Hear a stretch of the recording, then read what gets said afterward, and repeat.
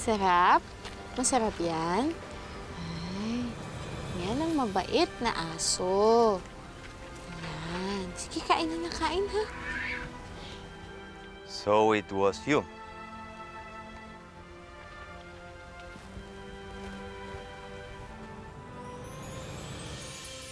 Can you explain me what you were doing in my room?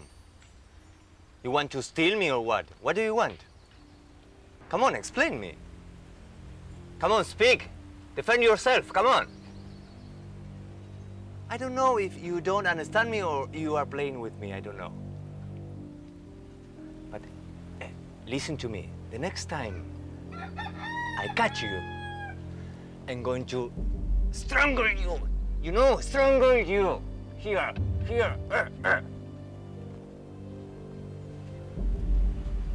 And I think this slipper is yours, no? Come on, get it.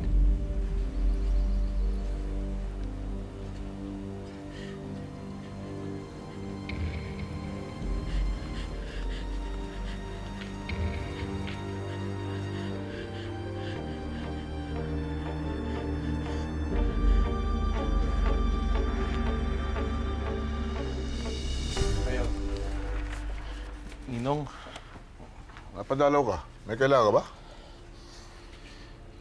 kasi po, si Edwin ho, may binugbog na naman ho eh.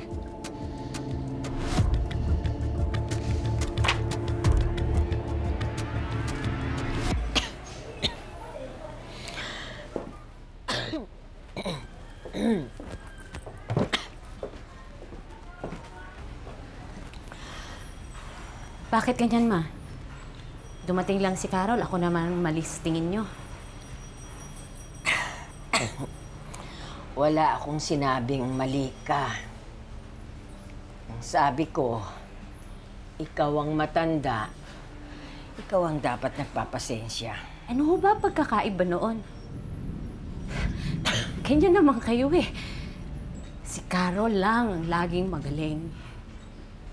Nung umalis siya, akala ko talagang galit kayo. Ngayon nakabalik siya, parang pinararamdam niyo sa akin, ha? Kahit anong masamang ginawa niya, kahit sinira niya ang pangalan natin, siya pa rin ang mahal niyo. Ma, lahat ng gusto niyo, sinunod ko. Pinag-ingatan ko ang sarili ko para hindi ko kayo mabigyan ng kahihiyan. Hindi na nga ako nag-asawa para mapagsilbihan kayo, tapos ito pa mapapala ko. Ngayon, alam ko na, naintindihan ko na kung ba't hindi niyo siya mapapaalis dito. Dahil kahit anong gawin ni Carol, siya pa rin ang paborito niyo. Huwag kayong mag-alala. Ako ang bahala sa amin. Nurse, lipat mo sila sa private room, ha? Para mo. Mrs., pagpaumanin niyo na kami, no? Hindi naman namin gusto yung nangyari. Ako naman bahala dumisiplina sa anak ko. Gomez, ito po, Mrs. Konting tulong lang para sa inyo. Salamat po, Mayor. Salamat po. Sige po, papaalam na ako, men. Excuse me. Ano ka? Nahuli ka ni Fernando? Nakita niya kasi yung kapares ng tsinelas ko. Siguro doon ko nga naiwan sa kanila. Patay tayo dyan eh. Anong sinabi mo? Ano naman ang sasabihin ko sa kanya? Hindi naman niya ako maiintindihan kahit anong gawin ko eh. Si Edwin! Wala pa, Dad. Di pa umuwi. Why? Pag dumating sabi mo, kausapin ko, ha?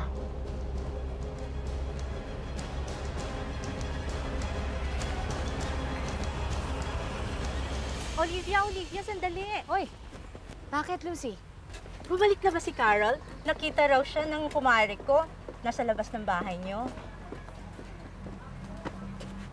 Bilis talagang kumalat ng balita, no? Pati teacher nagiging chismosa.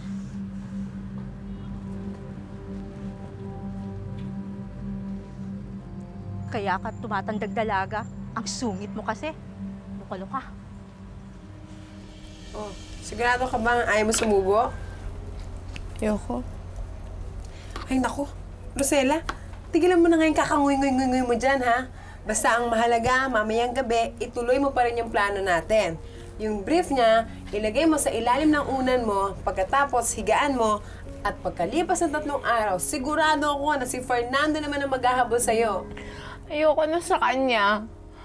Bakit ba? Kasi undang pinahiya niya ako. Pinagmukha niya akong bobo. English siya ng English, hindi ko naman siya maintindihan. Pero alam ko, parang minumura niya na ako. Ang sakit-sakit ng mga sinabi niya, undang. Kahit hindi ko naiintindihan yun, tunog pa lang masakit nga. Alam mo, hindi rin kita maintindihan eh. Sabi mo hindi mo siya naiintindihan. Paano mo naman nalaman na minumura ka niya? Basta undang, alam kong minumura niya ako. Kahit hindi ako marunong umintindi ng English, hindi naman ako ganun katanga. Tsaka, alam mo, sa kanya na yung brief niya, hindi ko na siya gusto. Okay, Fernando, this medicine is more effective than the one Kapitan gave you. So you take it. Thank you. I hope so, because I has problems with my stomach since I arrived here. I didn't tell you nothing because I don't want to give you problems, no? But I think it's getting worse. You know, the symptoms, I think that's LBM. LBM baka mo? Eh, ano naman kaya ang dahilan? Eh, kung ano naman ang kinakain niya, yun din ang kinakain namin. Pero wala naman kaming LBM. Maybe it's the water you drink. Kapitan, kasi di ba tubig poso naman kayo? Oo. Eh, dapat, syempre, dapat ikulo muna. You have to boil the water before you drink it. Or, I think you can drink mineral water. Mineral water? Eh, mahal yun eh. Sosyal naman pala ang tiyan yan. Hindi na. Maglalagala lang kami ng tubig. What? No, wala. Boil water. Yeah, yes. Boil water.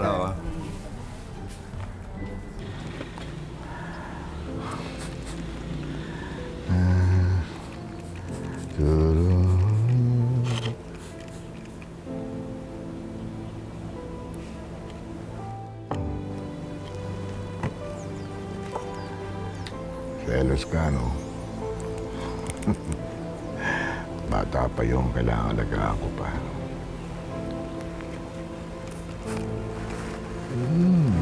Ganda ng ibabaw mo ngayon. Fernando, Rodelio told me you had a tummy problem.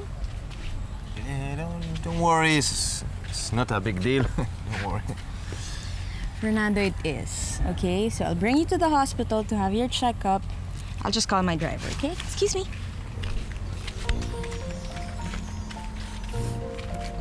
Napakaswerte nito, oh. Biruin mo nga naman. Ikaw pang hinahabol ng mga babae, ah. Edwin, ano naman ba ang ginawa mo? Hinahanap ka ng daddy mo kanina. Galit na galit. Ano nga ginawa ko? Wala naman ako maalala eh. Paano kaya kung magtago ka muna sa uncle mo?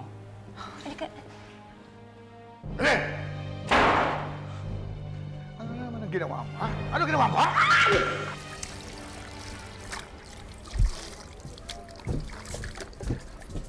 Nay! Oh! Nay, mano po?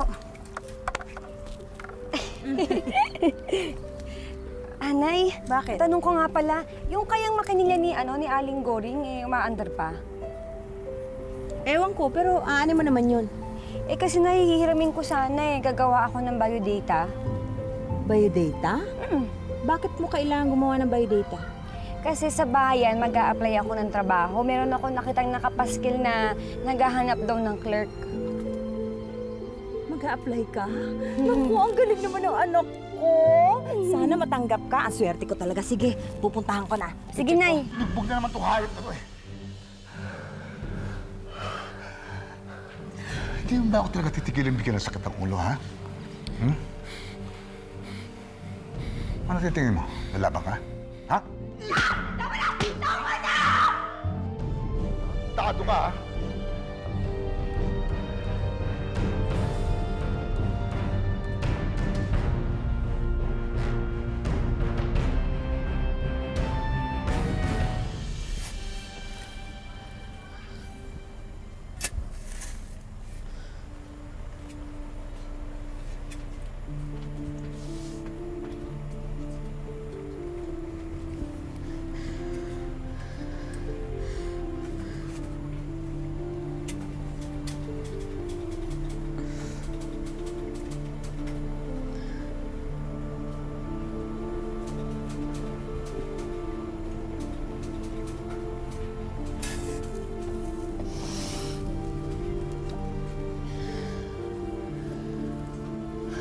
Paalam, Fernando.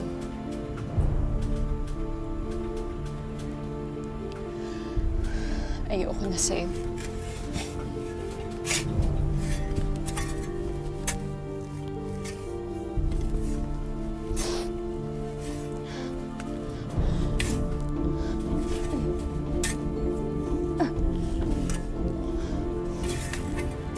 Bakit hindi mo nagawa yung assignment na pinapagawa ko sa inyo? Naku ha, pangalawang beses mo na yan. Sa pangatlong beses... Si Carol? Ano? Yung kapatid niya? Sige na nga, Dating upo ka na teacher doon. dito yun. Ang talino nun. Summa cum laude ba naman? Siya nga. Kaya dito, siya ang math at physics teacher. Hindi katulad niyang kapatid niya. Home economics lang. Kasi, bobo.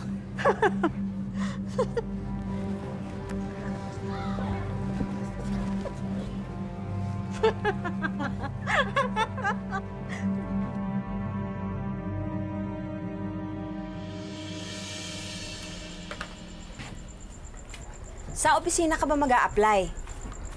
Nay, hindi ko muna sasabihin sa inyo kasi baka hindi ako makuha eh. Mapahiya pa ako. Anak, hapon na eh. Ipagpabukas mo na lang kaya? Inay, sayang yung ngayon. Kasi pag bukas na, may mga bago nang mag-a-apply. Di sayang yung pagkakataong kung makuha na ngayon. Ay, ayos na ba? Maganda, syempre. Kaya lang, wala kang kwintas. Yun na lang ang kulang. Eh, wala na sa mga plastic kong aksesorya eh. Ah, si Rosella meron yun. Teka, nakita ko sa baul eh.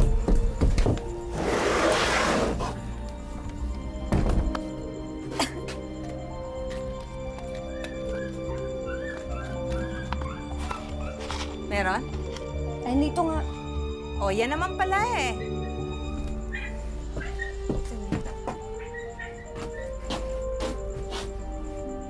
Sandali, ha?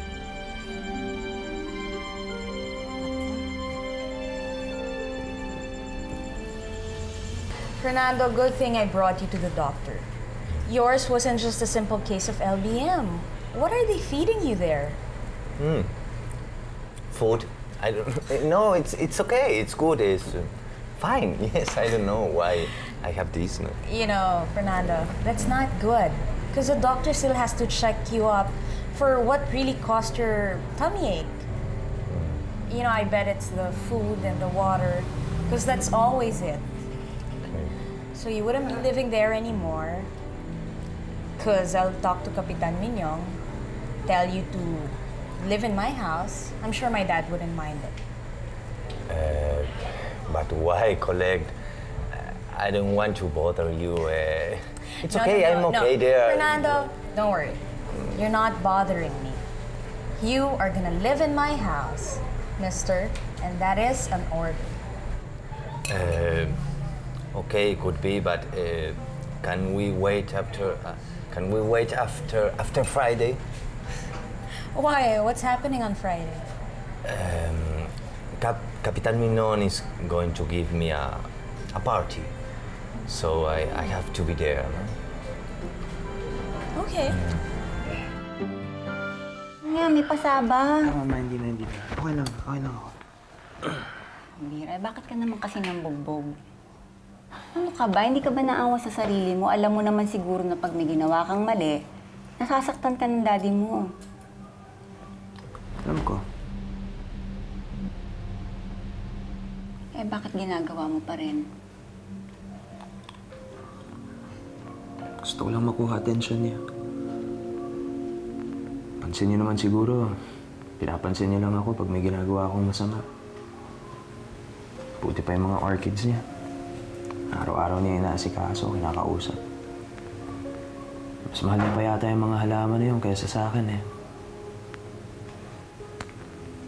Ganun talaga.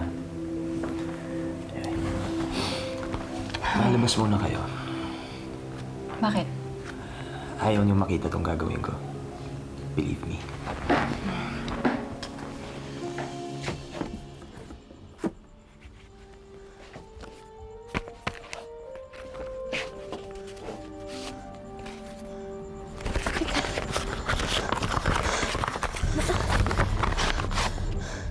Nasaan yung kwintas ko? Good afternoon, Ma'am Colette. Good afternoon. Fernando, can you wait here? Yes. I'll be back in a while, okay? Okay. Yes.